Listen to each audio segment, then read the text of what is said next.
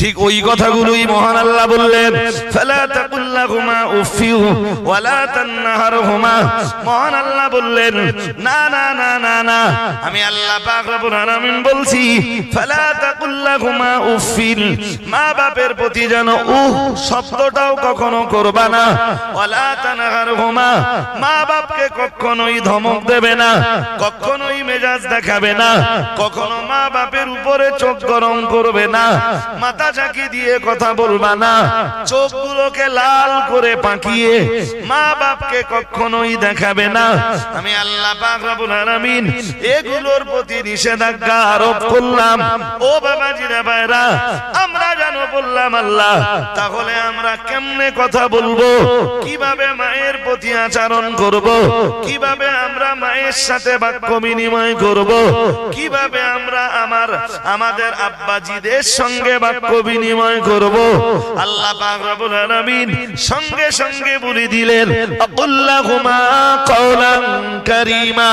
আল্লাহ পাক রব্বুল আলামিন বললেন, তুমি তোমার মা তোমার বাবার উপরে, আমি আল্লাহ পাক রব্বুল আলামিন বলছি, অত্যন্ত কোমলতার সঙ্গে, অত্যন্ত বিনয়তার সঙ্গে, ভদ্রতা সভ্যতা সূচক আচরণ করবা, ভদ্রতা সূচক কথাবার্তা বলবা। আরেকটু মন খুলে।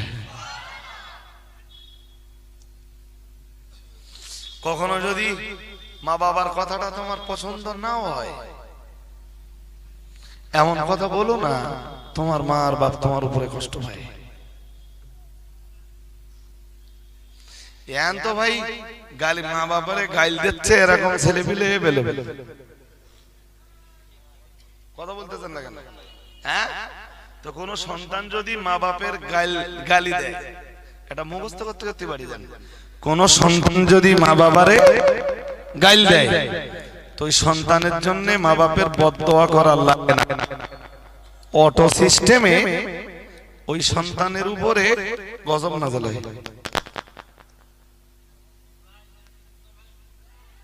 হলি আর কি করব বলেন, হচ্ছে তো এরকম।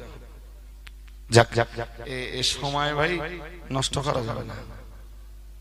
চুপ করলে আমার লাল বাতি জ্বলে যাবে, আপনারাও বুঝতে পারবেন না। জি মন দেন। আর একটা হাদিস বলি নাকি, একটা হাদিস সংক্ষিপ্ত করে বলছি, আবার যদি একদিন সুযোগ হয় এই হাদিসটার উপরে 2 ঘন্টা আলোচনা করব।